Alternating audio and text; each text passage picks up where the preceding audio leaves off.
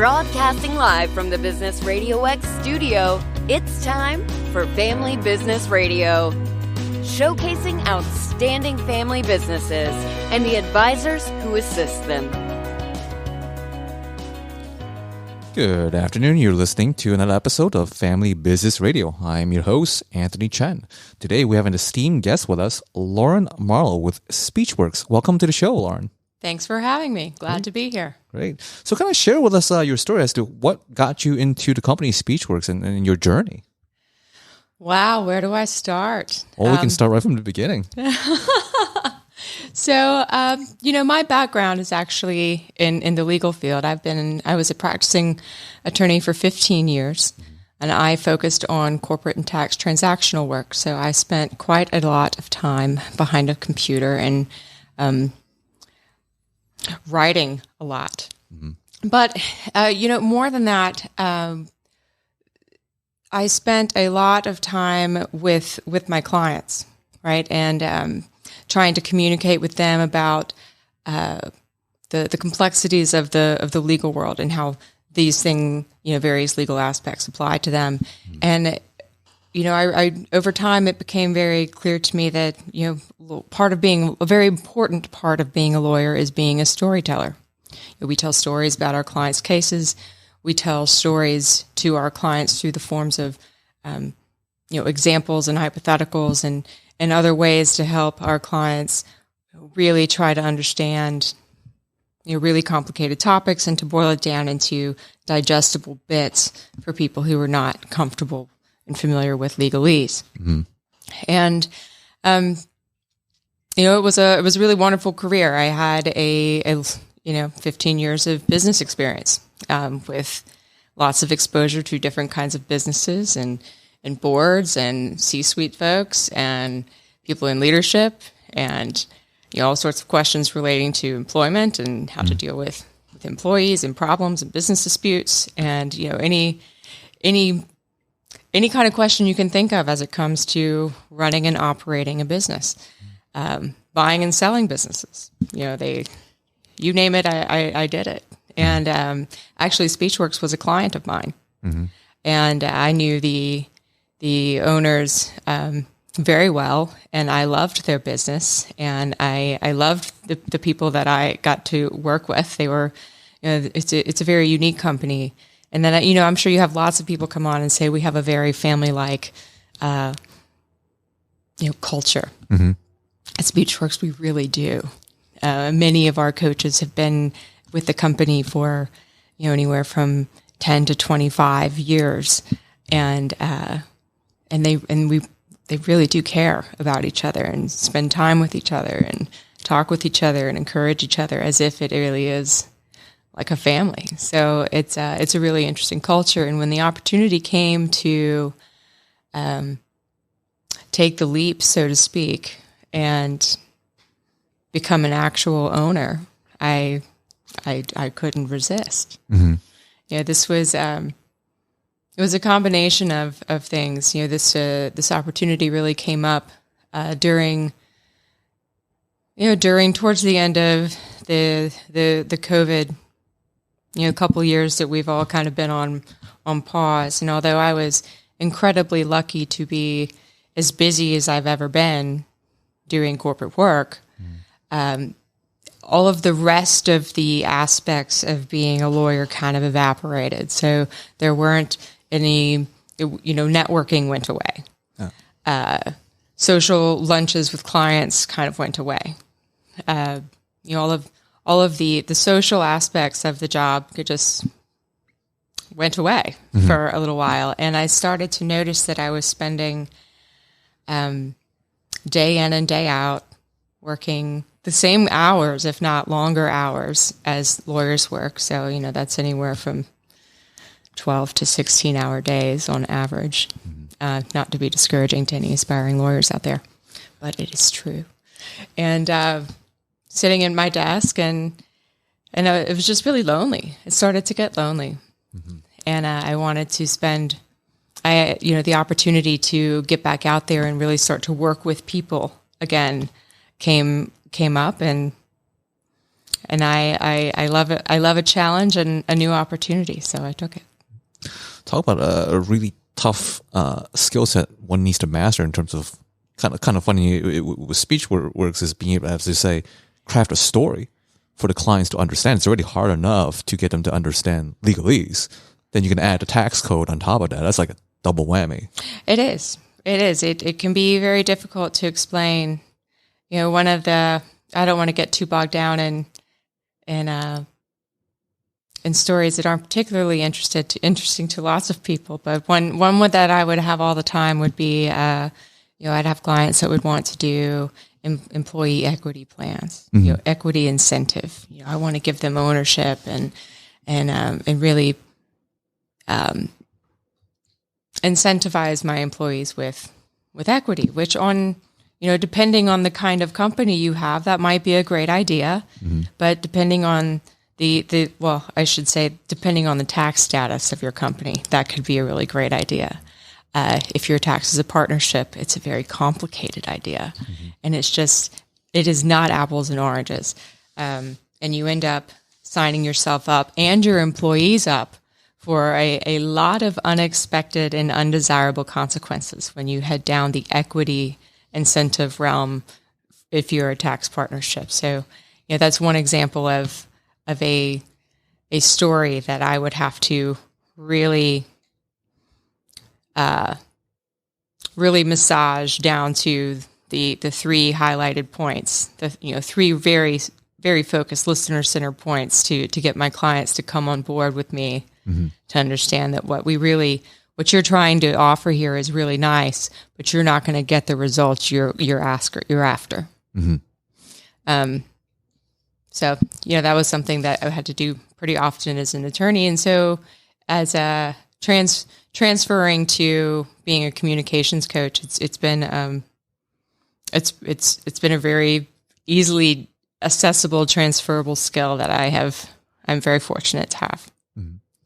So before even going to Speechworks, had you had intentions in the past where you wanted to go out on your own and perhaps go beyond legal or maybe having some kind of business of your own? Well, so I've done that actually. So I've in my 15 years, I started at a large firm, started at a large international big firm, and then I went in-house for several years. I worked for a convenience retail and fuel company in-house. That was around the 2008, 2009 period of time where things weren't so great in the economy here. So I actually decided to move back to Atlanta.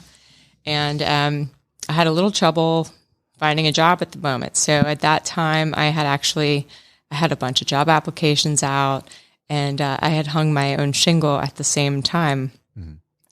And right around the time that I had finally gotten a job offer back then, I had 3 of my own clients, and I had a choice to make. Do I want to go and join a big firm again, or do I want to take these 3 clients and see what I can do with it? And I chose to bet on myself. So I kept my 3 clients, and I started on my own.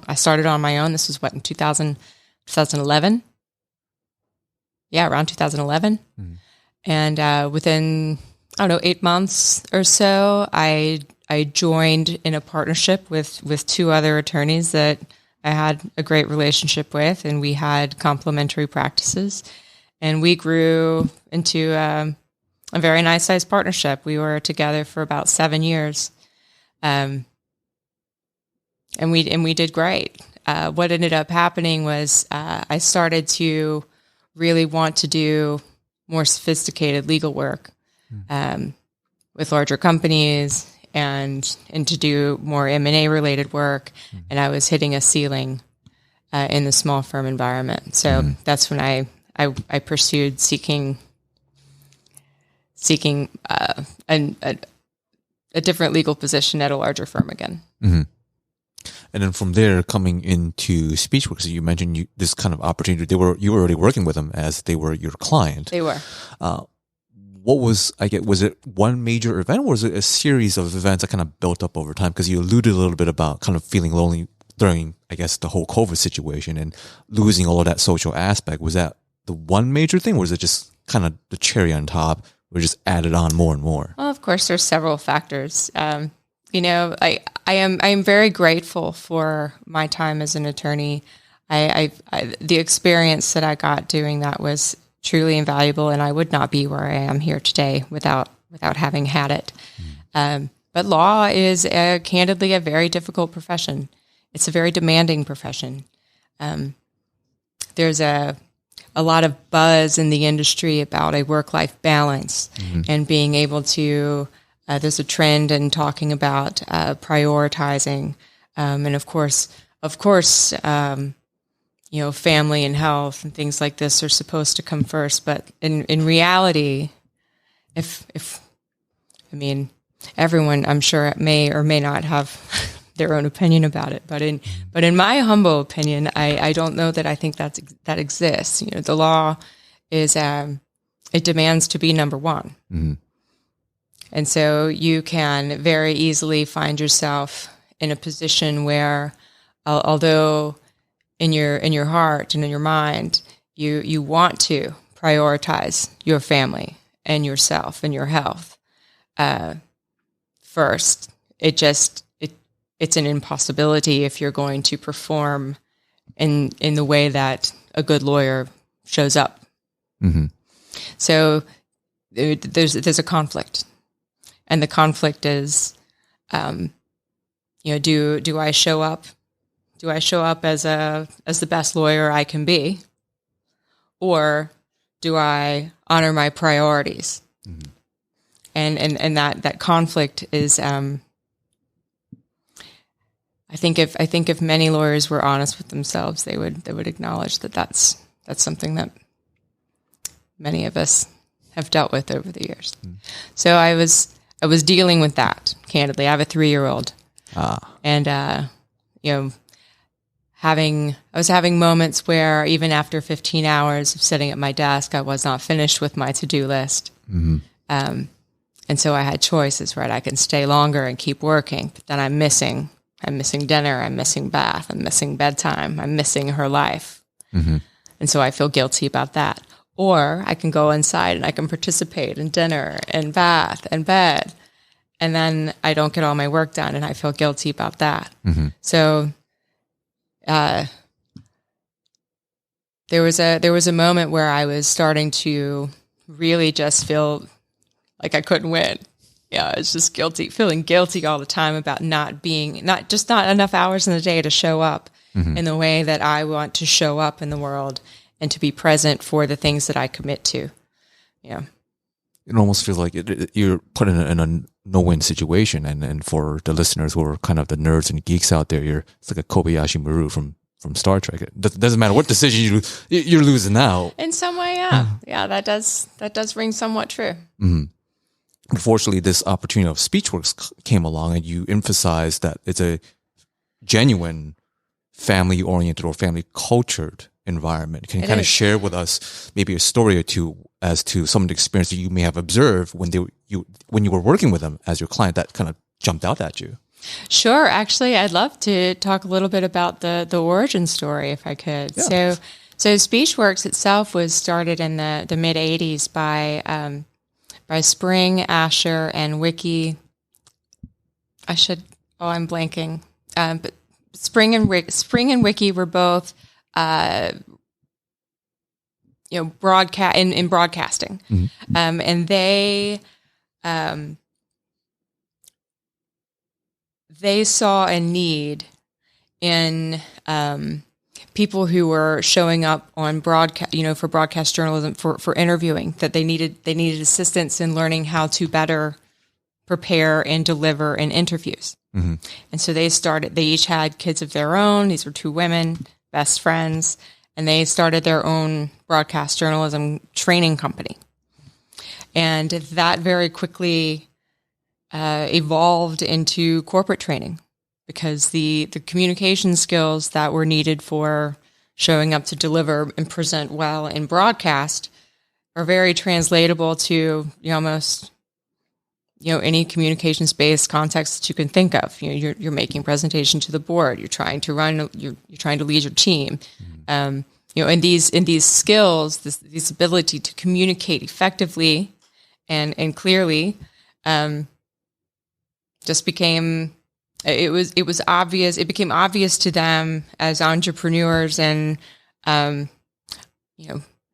they were leaders, well known in the industry back then.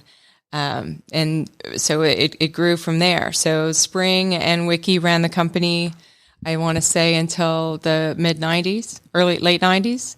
And at which point, Spring's son, Joey Asher, I think everyone knows Joey Asher around town, he bought the company from his mother. And and he ran the company for another 22, 23 years. Mm-hmm. And so it's really been a family business. The Ashers, it's still called Speechworks / Asher Communications, and we're never going to change that. The Ashers have created something. Their family created something special, and having been their attorney for 10 years, and Jason, my business partner, was a business consultant of theirs for 4 or 5 years. We're very familiar with sort of the what is so unique and special about this company, and we don't want to change any of that. Mm-hmm. So you kind of mentioned in terms of what you were looking for, having that Wiki Chambers. Great, just came right back. So getting to the question regarding to finding that genuine work-life balance and not having to feel guilty choosing either path. Did you find that unicorn position that where you're at now with speech? Did you find the answer as to being able to navigate that conflict? It does seem so. Yeah. It does seem so. The work, I don't at all want to sound like I'm being disparaging to the legal field, because there is a lot of honor and pride, and passion that goes into being a good lawyer and helping. There's good work to be done there, but it's. So I don't mean for the things I say to sound like I'm throwing the whole legal profession under the bus, but there is quite a juxtaposition between the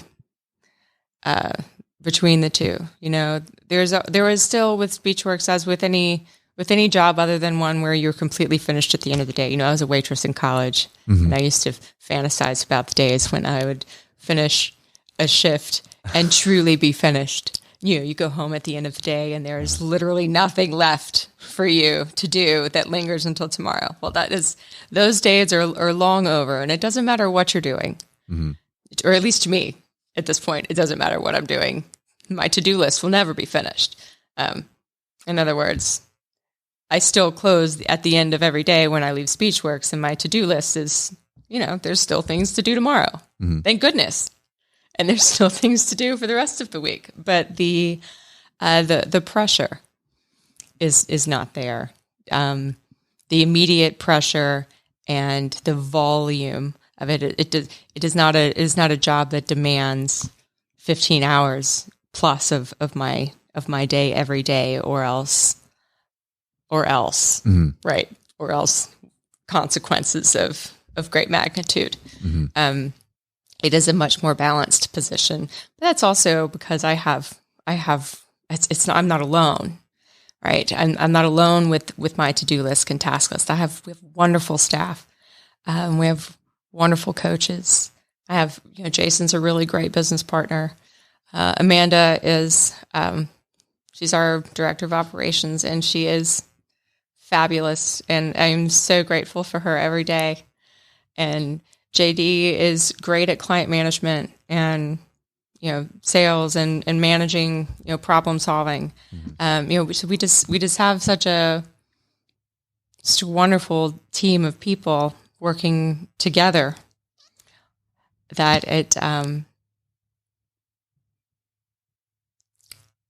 the pressure is very different. It sounds like you're surrounded by very good people. Yes, very good people. People I'm grateful to have in my life.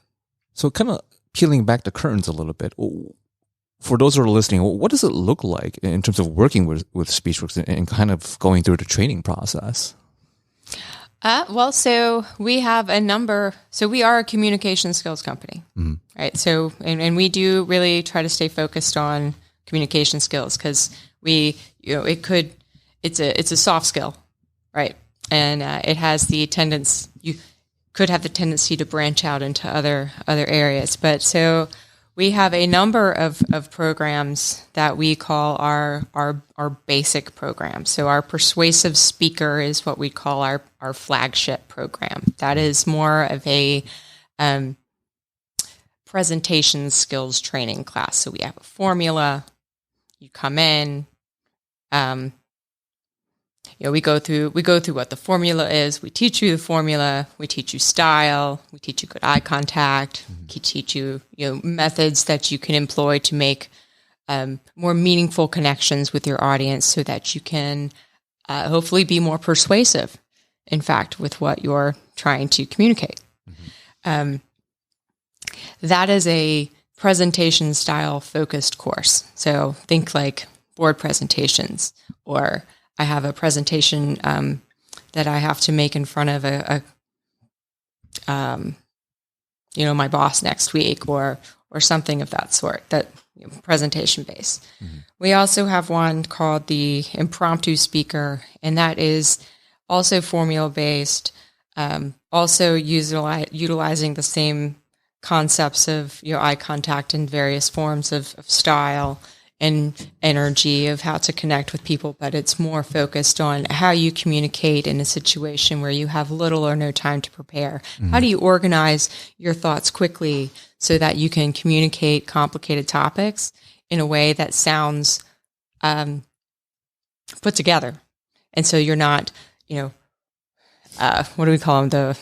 The meanderer, where you're meandering all the way around until you finally get to your point. And so it's just a way of helping people organize and communicate directly, quickly. Both of those programs are customizable. So almost with almost every one of our clients, with all of our corporate clients, we've customized those programs to directly relate to the specific business problems and business needs of the group that we're working with. So if we're working with a finance group who's going to be talking with external constituents, then we will customize our programming so that that's the kind of communication styles that we want to be helping them learn. Or if it's a group of in sales. I mean, we don't do sales training per se, but the Persuasive Speaker program has been incredibly effective in sales. We had a call last week from a client, an old participant who we'll call her Jane for confidentiality reasons, but she was at the time, a couple years ago when she took our Persuasive Speaker, she was still in the college and university division of a large food and beverage company. And she was given the task of trying to not only convert a large West Coast target into using her company's products, but also discontinuing to use the competitors' products.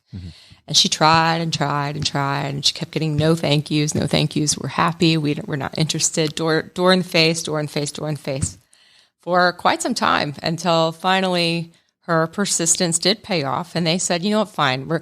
I guess we're tired of hearing you. Call me. So we're going to give you 15 minutes, just 15 minutes.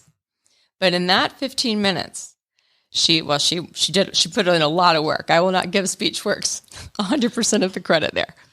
She definitely earned all of that herself, but she did employ our methodologies. And in that 15 minutes, she won. She won that base.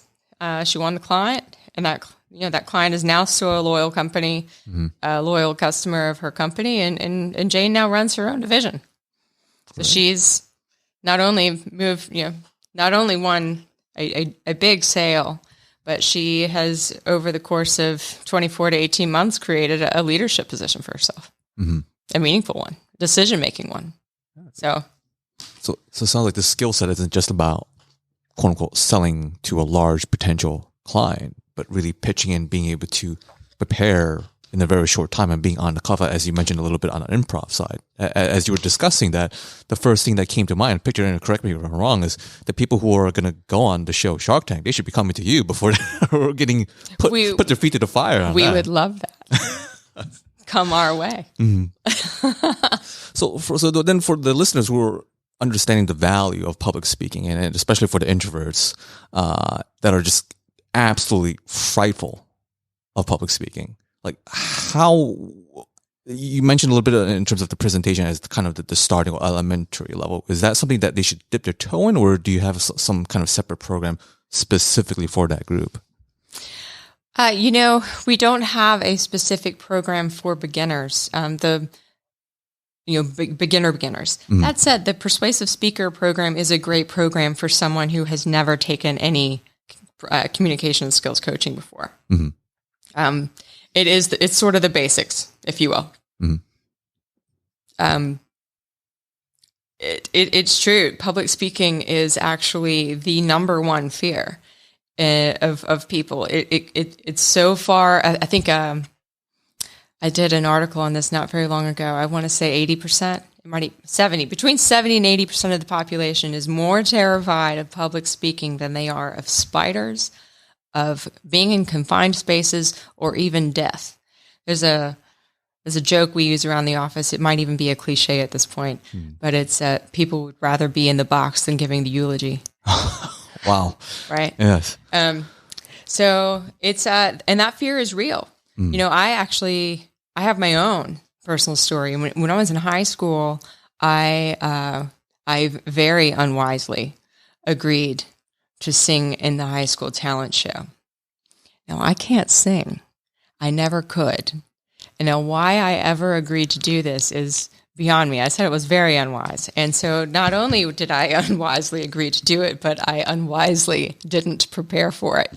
So when I went on stage to sing the song, not only was I not in tune, but I forgot the second verse. And so I sang the first one twice. I did this myself. And I was only a junior then, and I went to a small school, so I had to endure a good long year and a half of being the butt end of a whole lot of jokes. And it actually was rather traumatizing. I think I couldn't even sing in the car by myself for almost a decade. And then one day my best friend was getting married, and I was her maid of honor, and I had to give a speech, and I was just going to have to get over it. And so I did. I prepared. I exercised. I sang songs on the way out there as loud as I could. I was sweating. My knees were knocking, I'm sure of it. But I ripped off the Band-Aid, and that was the beginning. That was the beginning of my recovery from my absolute humiliation and fear of public speaking. And from there, in the law, in my profession, I had to show up. I had to make presentations. I had to do sales calls. I had to go and do all sorts of things. CLE courses. I've taught several of those. So, and it got easier and easier. And so I find it really interesting now that I actually am a partial owner of a communication skills company, and that I'm out every day teaching how to do this now. So I guess ultimately the point of the story is that if I can do that, if I can not only have the fear of it, but actually a real life traumatizing event from it and overcome it, anyone can. Mm-hmm. It just takes determination and really just deciding that that's what you're going to do. Well, how best to have someone lead a Speechworks company than someone who've gone through a nightmare scenario, endured a year and a half of social torture, for lack of a better word. Self-created nightmare at that. I tell you what, not my brightest moment in life, but I survived it, and it made me better off. But you came around. So for those who are listening, like, what would be kind of the tip or advice, or perhaps even a technique for them to, like, hey, that sounds kind of like my story. They're thinking in the back of their head, okay, well how or when, or how do I even start? dealing with nerves. That's one of the major questions we get when people come in and we go through our program is, I am just so nervous. What do I do? So, I get up on stage and I've been practicing and then my mind goes blank, or, you can hear my voice quivering. I'm so nervous, things like that. And what that is it is extra unwanted energy. It is energy that you have to get rid of in some way, shape, or form. And there are lots of techniques for doing it. If you have the time the morning before a presentation to exercise, even if it's not in your regular routine, make time for it that day because it will help. If you do not have time for that, one thing that I love to do is actually to sing. I have one of my, oddly enough, right? One of my favorite songs is for this purpose is a song called "What's Up" by the Four Non Blondes. I don't know if you're familiar, if you remember that from the '90s, but it's just you have to close the windows up so no one else can hear you, right? But if you just turn it all the way up and you have a chance to just really let it belt, you can get rid of a lot of nervous energy by just singing something as loud as you can possibly sing it, Scream it almost. Let it out. Just get it out.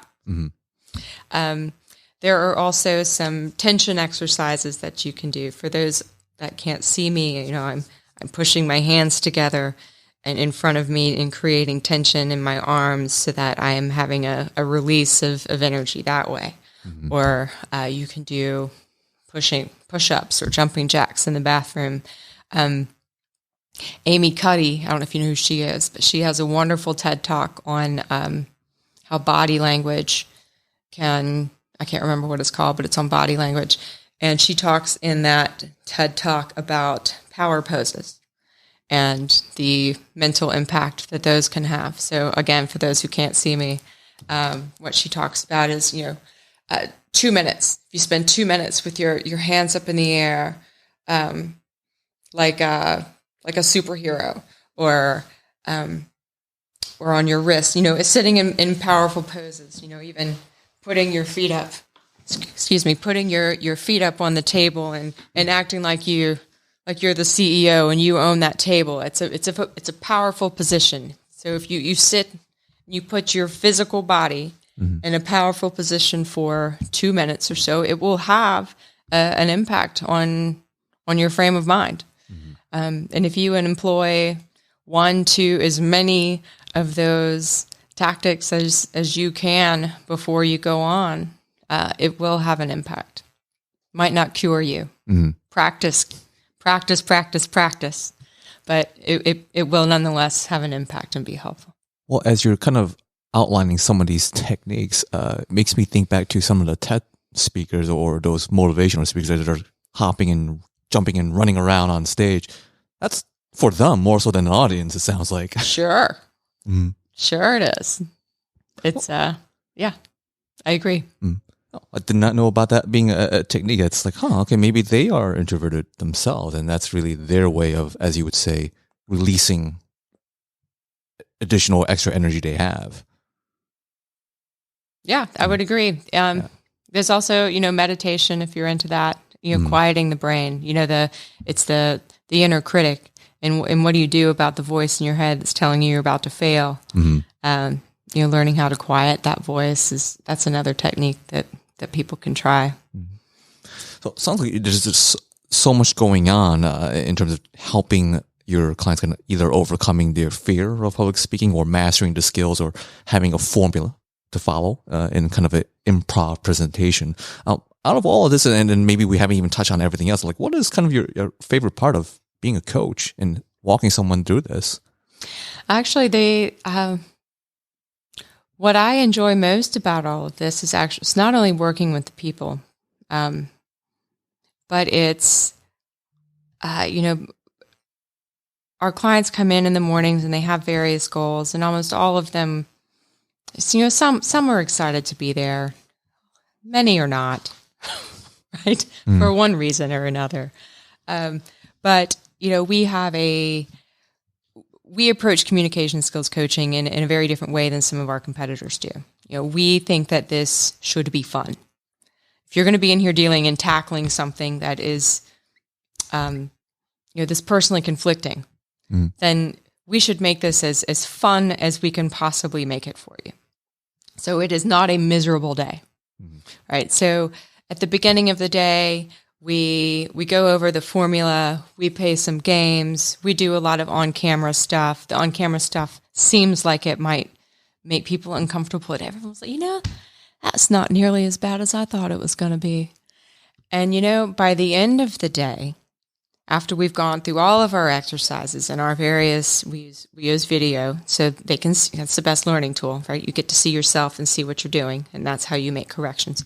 So by the end of the day, when we compare the baseline, so the very first one they did in the morning with the last one they did in the afternoon, and they can actually see how much better they are at presenting the material that we have for the day, it's transformative, right? So not only have we helped them become better at the actual presentation skills, but their heads are a little higher and their backs are a little straighter. And although our focus is on business presentations, it's the skills and the confidence inevitably transfers to other areas. So, I'd argue that it's helpful in other areas of their lives as well.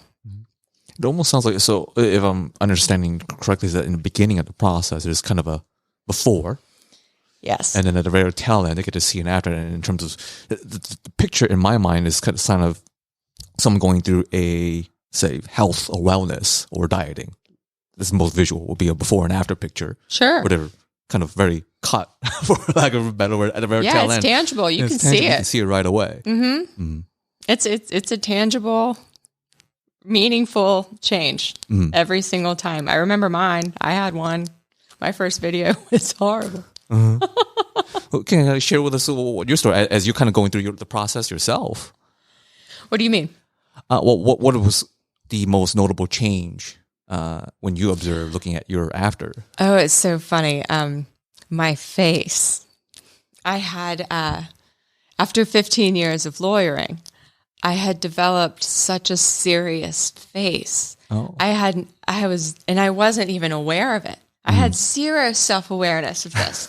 I had just, when I was listening to someone and concentrating on what they were saying, I would have this scowl and this giant wrinkle between my eyebrows, and it was like just this. I can't even do it anymore because I made it. I was like, I have to get rid of that face. And I did. So no more scowling. But that was the most noticeable. I was like, that's how I look. That makes me look unfriendly, uninviting, on a lot of things that I didn't want to be. Yeah, that was going to lead to my other question, was that with the speech training program presentation, this was all pre-COVID, but now I imagine with a lot of people having more, I guess, Zoom or Skype or Microsoft Office meetings. Are those skills, was there a necessary update in terms of the training program, or is it the skill set still very much applicable, whether it's in person or video conferencing? Both. So absolutely still applicable, but yes, there was some pivoting. So prior to COVID, we were completely in person, right? And then COVID happened and all in person shut down, and we had to pivot to doing all of this virtually, and as did everyone. And actually, the virtual world is not going anywhere. And so what was somewhat an unfortunate turn of events with seeming to having to convert to virtual ended up being a brand new business opportunity for us. So that we're now doing international stuff as well. And so I guess to answer your question though, it's just the way you make eye contact in person is different than the way you make eye contact over the computer. But you can still make very good eye contact over the computer. You just got to look at this camera right here instead of the person's face on the screen. If you find that you're looking at the person's face on the screen, then you're not making eye contact with them. your connection with that person on the other side of the computer screen is not as strong. Right. So, and that's for me, it doesn't feel as natural because I'm not looking at the person directly to whom I'm speaking. But it's not about me. It's about the person on the other side of that computer screen and whether or not they feel a connection with me. And so, we would talk about eye contact in that way. So we would, redirect, we tweak our discussion on what is good eye contact to address the fact that we're all essentially news anchors now. Yes. Yeah. So, and how to connect with your audience as a news anchor as opposed to being in person. Well, then kind of fast forwarding, if one could use a crystal ball, as you alluded to, that kind of this remote or teleconferencing work is not exactly going away. If anything, is going to be staying with us going forward. Do you think it will be an even more important skill set for new employees to learn, or even existing employees to be having some program like this to be weave into their, I guess, corporate training? The short answer is yes, but I think at the end of the day, communication skills training in itself, regardless of the medium over which it's happening, is critical in the world we live today. There's more and more hype about the difference in hard skills and soft skills. I'm starting to hear the discussion about that more and more, which is a good thing. But the reality is, so hard skills will get you a job, but soft skills get you promotions. If you do not have the ability to communicate effectively, then there is very limited opportunity to move up in any career. Then you've got lateral opportunities potentially, but then you'll be limited there by the inability to communicate effectively. Soft skills are incredibly important if you are interested in moving up. So whether that be in an in-person context or over a digital medium, investing in communication skills and how to communicate and connect. Really, it's not only communication; it's connection, right? And so it's communicating, speaking, and listening, and actually learning how to engage in a conversation with somebody. That's the skill that we really want to master. Yes. Well, you shared several stories. One from, I think we kind of changed her name, of course, with confidentiality, where she won that big contract out in the West. And then you kind of share your personal story from having that scowl on your face. Like, oh, you just noticed it, and having that change at the very tail end. What other stories could you share where someone came in with just kind of, you mentioned a little that, I don't want to be here, and then find out at the very tail end of the whole class with experience, like, oh, this is something even better than I had even imagined. Oddly enough, we actually have that kind of experience often. A few weeks ago, we had an in-person program with a construction company up north, and they had brought in people from all over the Southeast. So I don't actually know where this gentleman was that I was working with, but he was absolutely terrified of public speaking, terrified of it. He was sweating, bless his heart. He was, he just didn't want to be there. And in fact, at the end of the day, he confessed that he had almost called in sick. Oh, wow. That he was so uninterested in being there that he almost ditched it. But he had only been at the company about 4 months, and he used his better judgment and decided to show up. And at the end, he gave me a hug. Wow.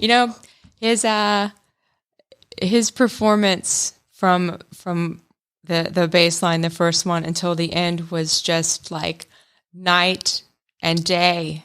It was remarkable how much more confidence he had, and his hand gesture, ready to use his hands and to believe in his own message, and to be really convincing about it. It was really truly remarkable. And that it's really not every one of those experiences is special and and memorable, but we have those somewhat often. I mean, I really feel lucky that this is the kind of work I get to do, that's the kind of impact that we potentially can have on a person on any given day. Mm-hmm. I mean, I'm not saying everybody walks out with, this experience. It's not, we don't have any magic sauce, but in that regard, we have some secret sauce, but it's not, I don't know. It's a relatively common experience. It's enough of a secret sauce to help them experience, I guess, a come to Jesus moment, for lack of a better word, or kind of experience a halo effect. Yeah. Yeah, I like that. That's a great analogy. Thanks. Great. So for our listeners or that are tuning in and they're listening to all these great stories, whether it's for themselves that are just rather be in a box than giving an eulogy, or they know someone that has all of the, as you would say, hard skills, but their soft skills is either lacking or just simply non-existent, and maybe like similar to that gentleman, just absolutely frightful. How can they best reach out to you and find you and kind of experience that halo effect for themselves? In a couple of ways. You can look us up on our website, which is www.speechworks.net.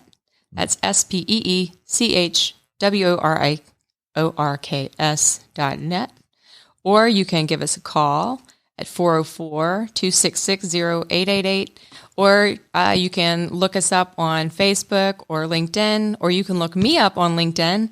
I'm rather active these days, posting quite a number of articles on LinkedIn relating to, communications-based comment or communications-based content. Another thing that people can do who are maybe not ready to jump off the bridge of actually joining a program is that we actually have a lot of free resources on our website. If you go under the tab for resources and you look down, we've got about, I want to say 30 free webinars that you can listen to on any. I mean, we've really broken down a lot of the things that we work on one-on-one in our workshops, but you can watch them in a webinar just to see if this is something that you actually want coaching on. Or maybe you can take away enough from the webinars that you don't necessarily need the coaching. But we offer quite a bit of free resources. Great. Well, thank you. To check out. Certainly.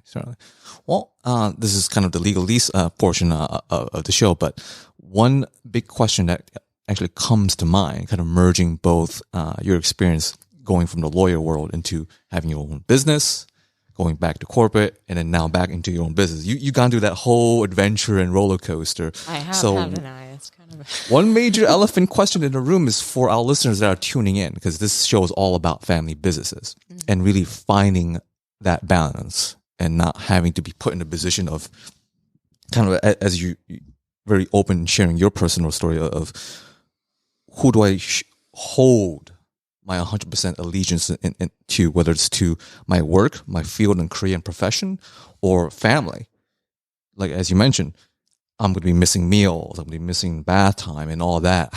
What is that one big, let's say, either 1, 2, or 3 advice that you would like to share with our audience to be able to help them make that decision of either going one path or the other? So you don't have to answer that right now. We're going to give you some time to think about that. So kind of the legalist portion here of the show here is, this show is sponsored and brought to you, yours truly, Anthony Chen, with Lighthouse Financial Network, securities and advisory services offered through Royal Alliance Associates, Inc., RAA, member FINRA SIPC. RAA is separately owned, and other entities and or marketing names, products, or services referenced here are independent of RAA. The main office address is at 575 Broad Hollow Road, out in Melville, New York, 11747. You can best reach me at 631-465-9090, extension 5075, or my email, which is really just my full name, Anthony Chen, CHEN, at lfnllc.com. And back to you, Lauren. That one big advice for that listener that's just on that fence. Gosh, that's a pretty giant question. Could have spent the whole hour talking about that. It's such a personal matter for everyone, and everyone's circumstances are different, and in resources, right? And some people find themselves in positions where they're not as easily able to make, or it doesn't seem like it. I'm going to say that it doesn't seem like it's quite as easy to make a change. But the reality is, I guess, first is, what kind of life do you want? When you're thinking about, be very clear about your priorities and commit to them. And then the second one is don't be afraid of change. And change can be very scary. I understand that human beings do not like change and they're scared of change, but change happens every day, whether we want it to or not, and we can either direct the change or we can let things happen to us, right? So, if you you make your priorities, you commit to them, and you're not afraid of change because you know that you have the ability to adapt, then where there's a will, there's a way, and you can make your life align with your priorities. Great. Well, thank you so much for sharing. I imagine you are not missing those dinners. I'm not missing any dinners anymore. Yeah. Great. Well, thank you, Lauren. Thank you for having me. All right. So on this section of Anthony Chen Financial Advisory side portion of the show, we talked a lot about being able to set priorities. And on this episode, we talked a lot about having to choose between family and career. And when I have a conversation with clients, it's not always about just at the end of the day, the dollars and cents. I kind of preach a lot about quality of life. Sometimes when working with clients, my big question to them is, how do you want your quality of life to be like? What is your ideal quality of life in terms of being able to spend time with family? We can certainly always look at contributing X dollars toward a portfolio or insurance. But at the end of the day, is that really hold greater value than being able to spend time in terms of dinner or bath time with your kids? So when talking about financial planning, it's not always just about the portfolio size or what kind of insurance are in place, but it's really about what do those dollars and cents mean and what does it really buy you in terms of time and experience with the people that you care about and the people that you love. So if you've got questions and really wanting a second opinion with an advisor that understands that big picture, you got my contact information on Anthony Chen with Lighthouse Financial. Thank you for listening in.